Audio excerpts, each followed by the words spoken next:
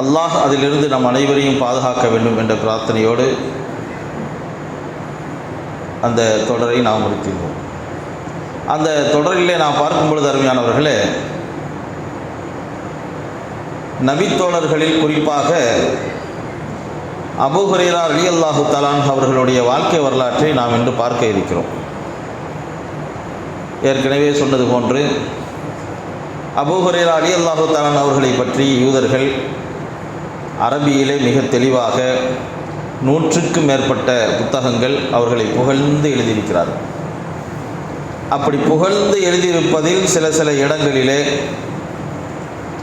அவர்களுடைய கண்ணியத்தில் கை வைக்கும் விதமாக அவர்களுக்கு ஆண்மை சம்பந்தப்பட்ட பிரச்சனை, திருமணம் ஆகவில்லை என்பது போன்ற விஷயங்களை எல்லாம் அதிலே சொல்லப்பட்டு அவர்களுடைய கண்ணியத்திற்கு இலக்கு ஏற்படுவது விதமாக நடந்திருக்கிறார்கள், எழுதியிருக்கிறார்கள். பொதுவாக யூதர்களுடைய நோக்கம் நமக்கு தெரியும், இஸ்லாத்தை அழிக்க வேண்டும் என்ற எண்ணம். ஏன் அவர்கள் இப்படியெல்லாம் புகழ்ந்து இடையிலே செருகிறார்கள் என்று சொன்னால், அதிகமான ஹதீதுகளை பதிவு செய்த நபித்தோழர்கள் அந்த பட்டியலிலே முதன்மையானவர் யார்? அபூ ஹுரைரா ரலியல்லாஹு தஆலா அவர். அவர்களை கண்ணிய குறைவாக ஒரு பார்வை சமூகத்துக்கு ஏற்பட்டால் இருக்கக்கூடிய ஹதீதுகளை எல்லாம் பலகீனப்படுத்தி விடலாம். அதில் ஒரு கேர்லெஸ்ஸாக ஆகிடுவாங்க சமூகம். ஒரு செய்தியை சொல்லும்போது ஹதீஸில் இருக்குதுங்க, குர்ஆனில் இருக்குதா, இப்போ ஹதீஸை ஏற்றுக்கொள்ள மாட்டிங்களா? இல்லை, அது மனிதர்கள் சொன்னது தானே. எது மனிதர்கள் சொன்னது? ஹதீஸு என்பதும் சரி, குர்ஆனும் சரி, அல்லாஹ்விடத்திலிருந்து வந்தது தான். ஒன்னஜ்மி இதா ஹவா மா ضل صاحبكم وما غوى وما ينطق عن الهوى إن هو إلا وحي يوحى. நபிகள் நாயகம் ஸல்லல்லாஹு அலைஹி வஸல்லம் அவர்கள் சுயமாக எந்த செய்தியும் சொல்லலை, எல்லாமே அல்லாஹ்வின் புறத்திலிருந்து வந்த செய்தி தான். அதற்கு இரண்டாக பிரிக்கிறான். குர்ஆன் அல்லாஹ்வினுடைய முழு கலாம். இரண்டாவது, நபிகள் நாயகம் ஸல்லல்லாஹு அலைஹி வஸல்லம் அவர்கள் அவ்வப்பொழுது மக்களுக்கு ஏற்படக்கூடிய பிரச்சனைகளுக்கு தீர்வு கொடுக்கும் விதமாக சூழ்நிலைக்கு தகுந்தவாறு சில செய்திகளை சொல்லுவாங்க. அல்லாஹ்வின் புறத்திலிருந்து வஹி வந்ததற்கு பிறகுதான். பல்வேறு ஹதீஸுகளை நீங்கள் பார்த்துருப்பீங்க. நபி ஸல்லல்லாஹு அலைஹி வஸல்லம் சிலர் கேள்வி கேட்பாங்க, நபி ஸல்லல்லாஹு அலைஹி வஸல்லம் அவர்கள் அப்படியே அமைதியாக இருந்துருவாங்க. சில நேரங்களில் வேறு செய்திகளை சொல்லிக்கிட்டு இருப்பாங்க. அதுக்கு பிறகு கேள்வி கேட்டவர் எங்கேம்பாங்க, இப்போ தான் வானவர் ஜிப்ரைல் இதுக்கு பதில் சொல்லிட்டு போனார் அப்படின்னு நிறைய செய்திகளை பார்க்குறோம். அப்போ ஹதீஸ் என்பதும் அல்லாஹ்வின் புறத்திலிருந்து வந்தது தான். சரி, திருமறை குர்ஆன் நபிகள் நாயகம் ஸல்லல்லாஹு அலைஹி வஸல்லம் அவர்களுடைய அந்த காலகட்டத்திலே எழுதுவதற்காக சிலரை நியமித்து ரசூல் ஸல்லல்லாஹு அலைஹி வஸல்லம் எழுத வச்சாங்க. ஹதீஸ்களை எழுத வேண்டாம்னு சொல்லிட்டாங்க. ஏன்னா ஹதீஸும் குர்ஆனும் ஒன்று போல ஆகிவிடக்கூடாது, ரெண்டு இணைஞ்சிடக்கூடாது. எது குர்ஆன் எது ஹதீஸ்ன்னு தெரியாமல் அளவிடக்கூடாது எழுத்துப்பூர்வமாக எழுதுவதனால. அதனால் ஹதீஸை எழுத வேண்டாம், குர்ஆனை நீங்கள் எழுதி வைங்கன்னு சொன்னாங்க. அப்போ அந்த ஹதீஸை மனனம் செய்தவர்கள் யார்? சஹாபாக்கள் தான். சரி, அந்த பட்டியலில் முதன்மையானவர்களாகத்தான் நம்ம யாரை பார்க்குறோம்? அபூ ஹுரைரா ரலியல்லாஹு தஆலா அவர்களை பார்க்குறோம். அவர்களுடைய வரலாற்றுக்கு நம்ம போவோம். அருமையானவர்களே, சுஹைல் பின் அம்ர் பின் அலி அத்-தௌசி என்று சொல்லக்கூடிய தௌஸ் குலத்தை சார்ந்த ஒருவர் தன்னுடைய வியாபார நோக்கமாக மக்காவிற்கு வருகிறார். வரும்பொழுது அபூ ஜஹில் இந்த வழியாக நீங்கள் செல்ல வேண்டாம் என்று தடுத்தார். ஏற்கனவே சொன்ன அந்த செய்தியினுடைய தொடர். ஏன் கேட்கும்போது, முஹம்மது என்பவர் அங்கு சில செய்திகளை சொல்லிக்கிட்டு இருக்கிறாரு, புதிய செய்திகளை சொல்கிறாரு, அந்த பக்கமாக நீங்கள் போகாதீங்கன்னு சொல்லி. இல்லை, நான் இந்த பகுதியாக தான் வளமையாக போய்கிட்டு இருக்கிறேன், நான் போகிறேன் சொல்லிவிட்டு காதில் பஞ்சை வச்சுட்டு போனார்.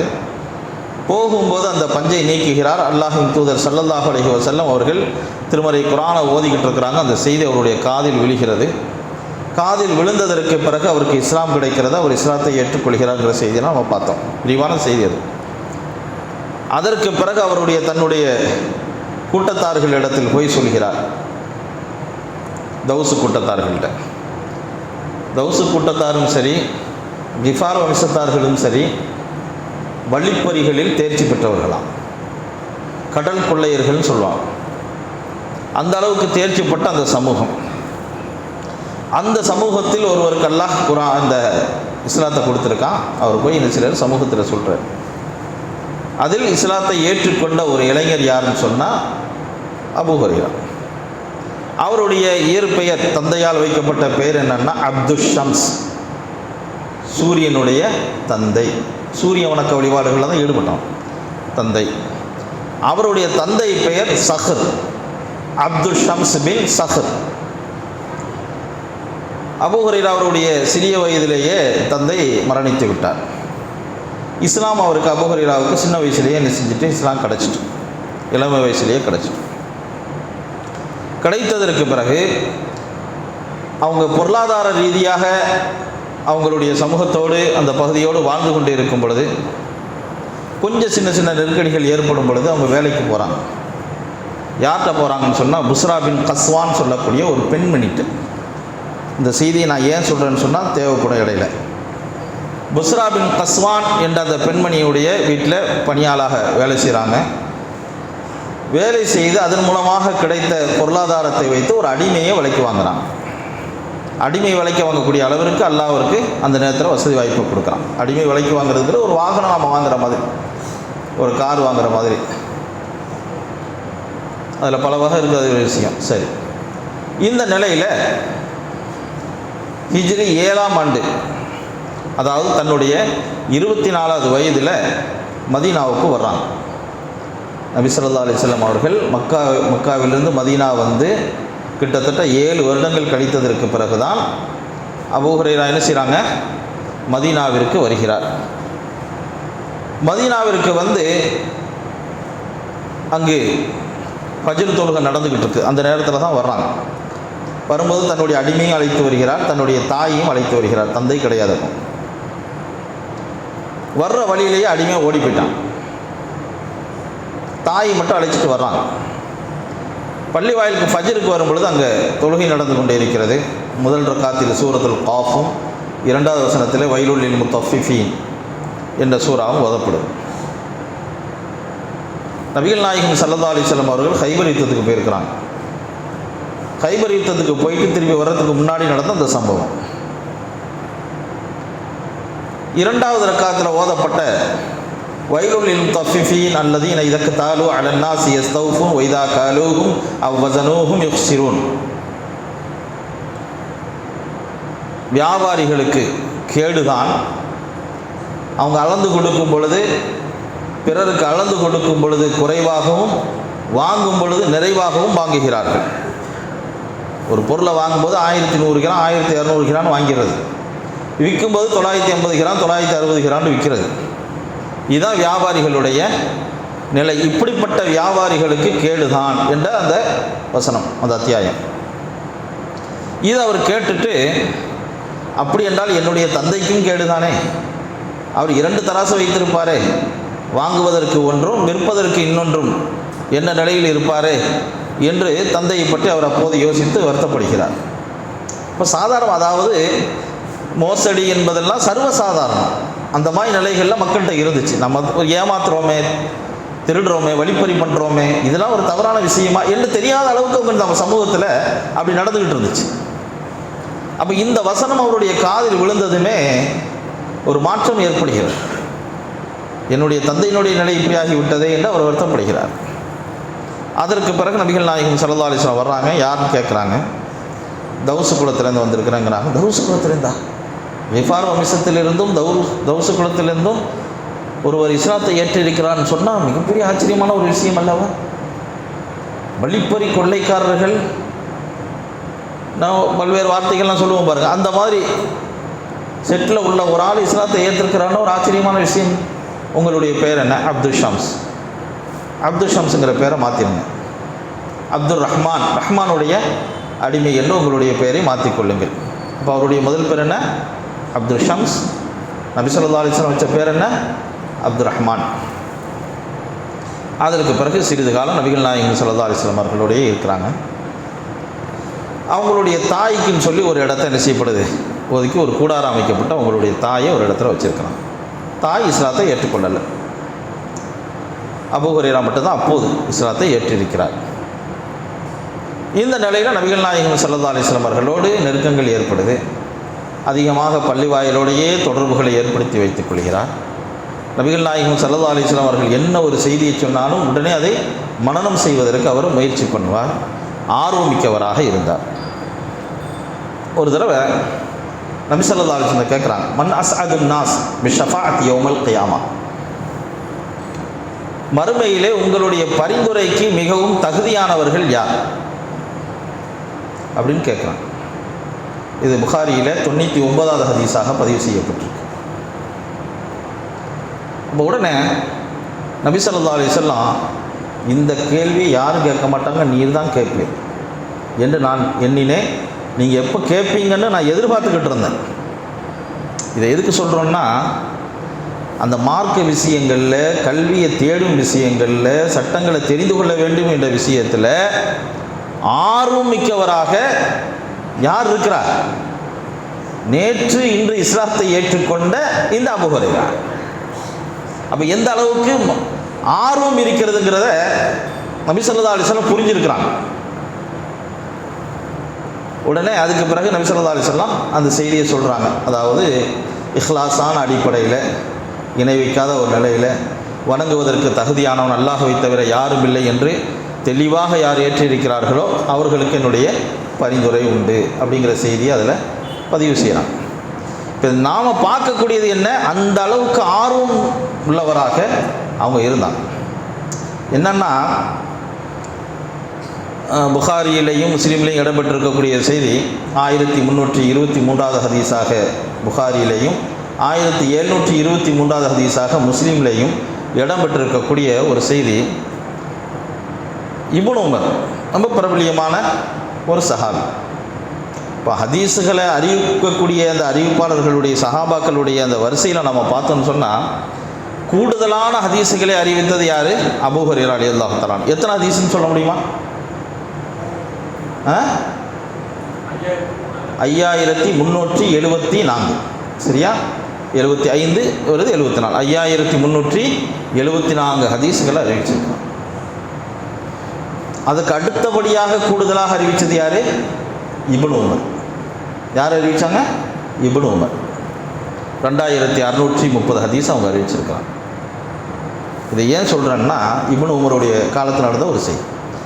சாதாரணமாக நம்ம பார்க்குறோம், நபிகள் நாயகம் ஸல்லல்லாஹு அலைஹி வஸல்லம் அவர்களோடு மக்காவிலேயும் நீண்ட நெடிய காலம், அதற்கு பிறகு மதீனாவிலேயும் நீண்ட நெடிய காலம் இருந்த ஹலீஃபாக்களாக சொல்லப்படக்கூடிய அபூபக்கர் ரலியல்லாஹு, உமர், உஸ்மான், அலி ரலியல்லாஹு தஆலா அன்ஹும் அஜ்மஈன், இவர்களெல்லாம் ஹதீஸ் அறிவிச்சிருக்கிறாங்க. இப்போ நீங்கள் அபூபக்கர் சித்திக் ரலியல்லாஹு தஆலா அவர்கள் எடுத்துக்கிட்டிங்கன்னா கிட்டத்தட்ட 142 ஹதீஸ் தான் அறிவிச்சிருக்கிறாங்க. உமர் ரலியல்லாஹு தஆலா எடுத்துக்கிட்டிங்கன்னா 537 ஹதீஸ் தான் அறிவிச்சிருக்கிறாங்க. உஸ்மான் ரலியல்லாஹு தஆலா எடுத்துக்கிட்டிங்கன்னா 147 ஹதீஸ் தான் அறிவிச்சிருக்கிறாங்க.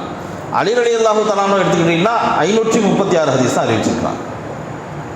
அப்போது இன்னும் சொல்வதென்றால், அன்னை ஆயிஷா ரலியல்லாஹு தஆலா அன்ஹா நபிகள் நாயகம் ஸல்லல்லாஹு அலைஹி வஸல்லம் அவர்களோடையே நெருக்கமாக இருந்த துணைவியார். அவங்க எத்தனை அறிவிச்சிருக்காங்கன்னு சொல்லி பார்த்தாவே 2210 ஹதீஸ் தான் அறிவிச்சிருக்கிறாங்க. முதல் யார்? அபூ ஹுரைரா ரலியல்லாஹு தஆலா. அடுத்தது தான் யார்? இப்னு உமர். அதுக்கு அடுத்து வரும்போது தான் ஆயிஷா நாயகிலாம் வர்றாங்க. இப்போ எதுக்கு சொல்ல வரேன்னா, இப்னு உமர் ரலியல்லாஹு தஆலா அவர்கள் ஒரு தடவை அபூ ஹுரைரா ரலியல்லாஹு தஆலா அவர்கள் சொல்லக்கூடிய ஒரு செய்தியை கேட்குறாங்க. மன் ஷஹீத அல் ஜனாஸத ஹத்தா யுஸல்லி ஃபலஹு கீராத்துன், மன் ஷஹீத ஹத்தா யதுஃபன ஃபலஹு கானலஹு கீரத்தான். அதாவது ஜனாசாவிலே கலந்து கொண்டு யார், பிஸ்மில்லாஹிர் ரஹ்மானிர் ரஹீம், அபூ ஹுரைரா ரலியல்லாஹு தஆலா அவர்களுடைய மரண நேரத்தில் அவங்க அழுகிறாங்க. அழுததனுடைய நோக்கம் என்னங்கிறத நம்ம பார்க்கும்போது, நம்முடைய குடும்பத்தார்கள் அழக்கூடிய அந்த காலகட்டத்தை நம்ம பார்க்குறோம். ஒவ்வொரு ஆட்களும் என்னென்ன கவலைகளில் மரணிப்பாங்க. என்னுடைய பிள்ளைக்கு திருமணம் முடிக்காமல் ஆகி போச்சு, என்னுடைய பேத்தியில் திருமணத்தை பார்த்துட்டு போகலான் இருந்தேனே, அந்த வீட்டு வேலை முடிஞ்ச பிறகு நான் போகலான் இருந்தேனே, அதுக்கு முந்தைய எனக்கு இப்படி ஆகி போச்சு. இப்படிப்பட்ட கவலைகள் தான் நம்முடைய குடும்பத்தார்கள் உள்ள நிலைகளை நம்ம பார்க்குறோம். அப்போ இதில் மிகப்பெரிய ஒரு படிப்பினை என்னன்னா, இளம் வயசில் அவங்களுக்கு என்ன செய்யுது, மார்க்கம் கிடைக்குது. அந்த இளம் வயதில் ஒரு மனிதன் எப்படி இருப்பானோ, தன்னுடைய இளமை பருவத்தை எப்படியெல்லாம் அவன் கழிக்க வேண்டும் என்று விரும்புவானோ, அந்த நிலைகளெல்லாம் அல்லாமல் முழுக்க 100% மார்க்கத்திற்காகவே தன்னை அர்ப்பணம் செய்து அந்த ஹதீதுகளை எல்லாம் நபி ஸல்லல்லாஹு அலைஹி வஸல்லம் அவர்களிடத்திலிருந்து பெற்று வணக்க வழிபாடுகளில் ஈடுபட்டதற்கு பிறகு, அதற்கு பிறகும் அவங்க என்ன செய்கிறாங்க, செயல்படுத்துகிறாங்க. மக்கள் எப்படிப்பட்ட பேச்சுக்களை பேசுகிறானோ ஹதீஸுகளை அவங்க என்ன செய்யல, மறுக்க இல்லை, ஹதீஸுகளை மறைக்கவும் இல்லை. அதற்கு காரணங்கள் இந்த 2 வசனங்கள் தான் அப்படிங்கிறதையும் என்ன செய்கிறாங்க, குறிப்பிட்டு சொல்கிறாங்க. இப்படியெல்லாம் தன்னுடைய வாழ்க்கையை அமைத்ததோடு அவங்களை தேடி செல்வங்கள் வந்தது, குவிந்தது. குவியும் போது கூட அந்த செல்வத்தை மறுநாள் பார்க்க முடியாது, உடனே யாருக்கா தர்மம் செஞ்சுருவாங்க. அபூ ஹுரைரா இவ்வளவு சிறப்பு வாய்ந்தவராக இருக்கிறார், ஏதாவது கொடுப்போமேன்னு சொல்லி அவங்க வந்து கொடுத்தா கூட மறுநாள் அது என்ன செஞ்சிடும், யாருக்காவது தர்மமாக போயிடும். இப்படி தான் அவங்களுடைய வாழ்க்கையை நடத்துகிறாங்க. அதுக்காக ஒன்றுமே இல்லாமல் இல்லை. திருமணம் முடித்தார்கள், குழந்தை பாக்கியத்தை பற்றியான அளவுக்கு செஞ்சாங்க. ஆனால் சேமித்து வைக்கல. அந்த மாதிரி நிலைகளில் இருக்கும்போது மார்க்கத்தில் முழு ஈடுபாடோடு இருந்த அந்த நபருடைய மரண நேரத்தில் அவர்களுடைய கவலை எப்படி இருந்தது என்றால், ஒல் தந்து நப்சும் மா கத்தமத் லிகதின் வத்தகுல்லாஹ், நான் மறுமைக்காக என்ன சேர்த்து வச்சிருக்கிறேன். இந்த கவலை நமக்கு என்னைக்காவது வந்ததா? என் பிள்ளை, எனக்கு 2 பொம்பளை பிள்ளை இருக்குது, 3 பொம்பளை பிள்ளை இருக்குது, இத்தனை பையன் இருக்குது, அது இருக்குது, இது இருக்குது, அதுக்காக நான் என்ன சேர்த்து வச்சேன், எதை செஞ்சேன் என்று அவ்வப்பொழுது கவலைப்படக்கூடிய நான் இந்த நொடியிலே மரணித்து விட்டால் எனக்காக நான் என்ன சேர்த்து வச்சிருக்கிறேன், என்ன நன்மையை சேர்த்து வச்சிருக்கிறேன் என்று நாம் கவலைப்பட்டோம். நமக்கு நான் ஒரு 10 வருஷம் கழிச்சு 20 வருஷம் கழிச்சு தான் மௌத்து வரும் நம்ம நினைக்க போகிறோமா? மௌத்து எப்போதும் ஏற்படலாம். அப்போ அந்த நேரத்தில் அவர்களுடைய அந்த கவலை எப்படி அமைந்திருந்தது என்று நாம் பார்க்குறோம். இந்த வசனம் தான் அவர்களுடைய அந்த வாழ்க்கையை என்ன செஞ்சது, அவர்களுக்கு மாற்றத்தை ஏற்படுத்தியது, நமக்கு ஒரு படிப்பினையை தருகிறது. இந்த அளவுக்கு வாழ்ந்து காட்டியவர்கள் அபூ ஹுரைரா ரலியல்லாஹு தஆலா அவர்கள். இவர்களுடைய இந்த வாழ்க்கையில் நம்ம ஒரு சில விஷயங்களை தான், தேவையான முக்கியமான சில விஷயங்களை தான் நம்ம என்ன செஞ்சுருக்கோம், சொல்லியிருக்கோம். நிறைய விஷயங்கள் இருந்தாலும் கூட சில விஷயங்கள் நம்ம சொல்லியிருக்கோம். என்னென்னு சொன்னால், அது படிப்பினைகள் தரக்கூடிய செய்திகளை பதிவு செஞ்சுருக்கோம்.